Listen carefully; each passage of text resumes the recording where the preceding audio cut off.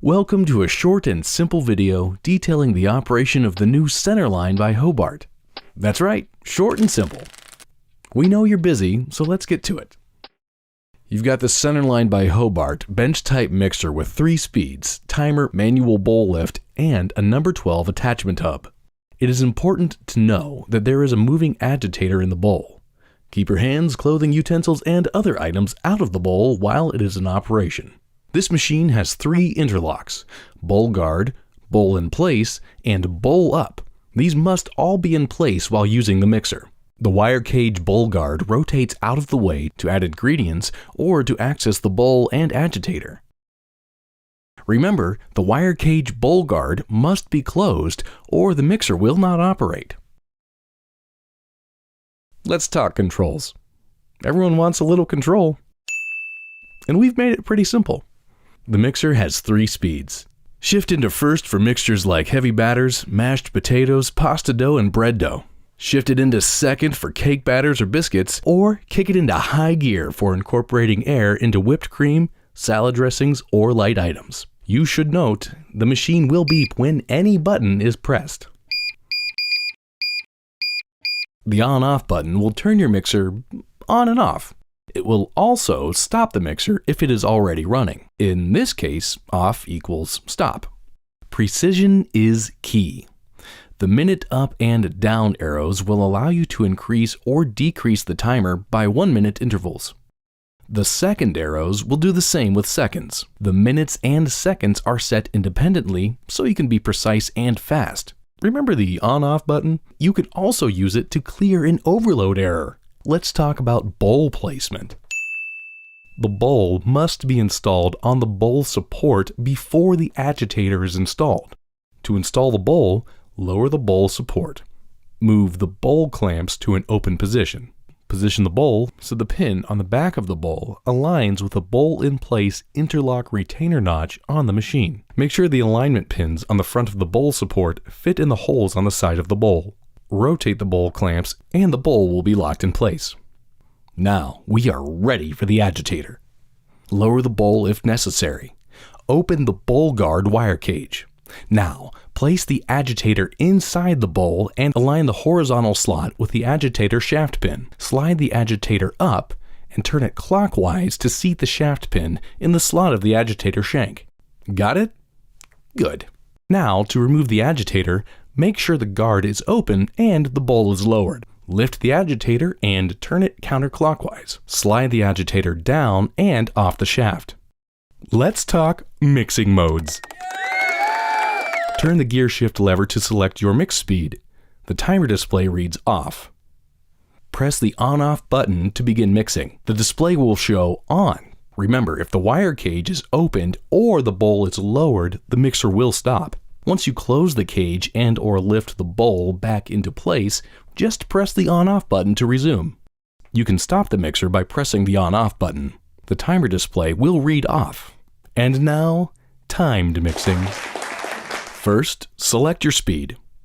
Then press the minute and second buttons until the timer display reads the desired mix time.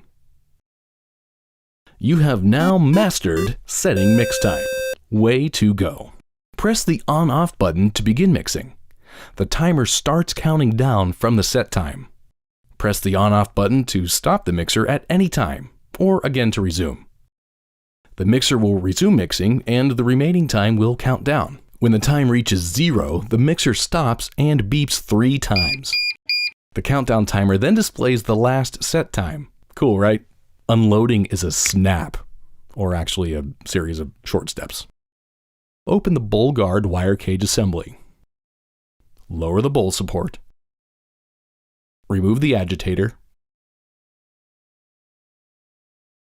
Open the bowl clamps. Lift the bowl off the pins and remove from the bowl support. Happy mixing. Cleaning. Now that the mixing is done, it's time to clean. First, a warning. Unplug the machine power cord before beginning any cleaning procedures. Seriously, this is not negotiable. The mixer should be thoroughly cleaned daily. Do not use a hose. We repeat, do not use a hose. Use a clean cloth or sponge. With the bowl lowered, rotate the wire cage assembly with both hands. When the front center retainer, yep, this one, reaches the end of its travel, it can be lowered through the flat on the ridge of the drip cup. This will allow you to move the assembly slightly to the rear so the rear retainers clear the drip cup. Wash in a sink. Rinse with clear water. Allow to air dry. The splash guard can be wiped or washed using warm soapy water. Make sure to rinse with clear water and air dry. We'll know if you didn't. The bowl may be washed in a wash machine or sink. The agitators must be washed and rinsed in a sink. Allow to air dry.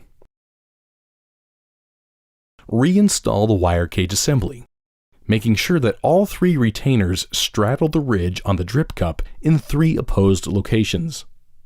Install the bowl. Install the agitator if desired. Rotate the wire cage assembly until it stops in the front center position. That's it. You're all set. Congratulations on a job well done. Maintenance and troubleshooting.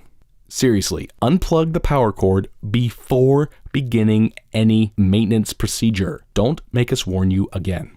Sometimes you need to do a little preventative maintenance. The slideways should be lubricated approximately twice a year. Fully lower the bowl support and remove the apron.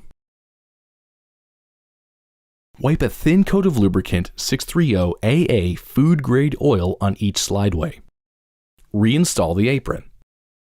Occasionally, the planetary seal may become dry and begin to squeak. The squeaky planetary seal gets the oil, or mineral oil in this case, under the lip of the seal.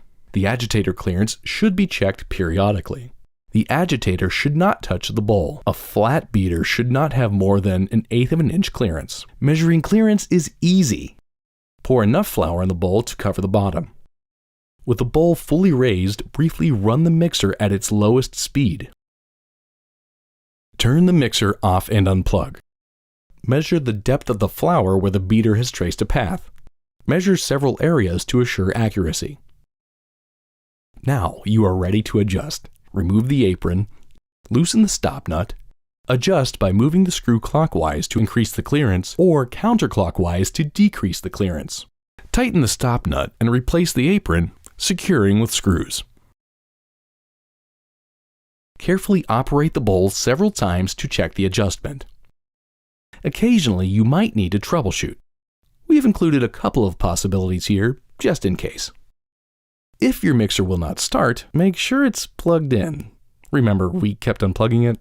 Assuming it's plugged in, check these items. Make sure the wire cage is closed. Make sure the bowl is raised and in the mix position. Make sure the mixer is not overloaded.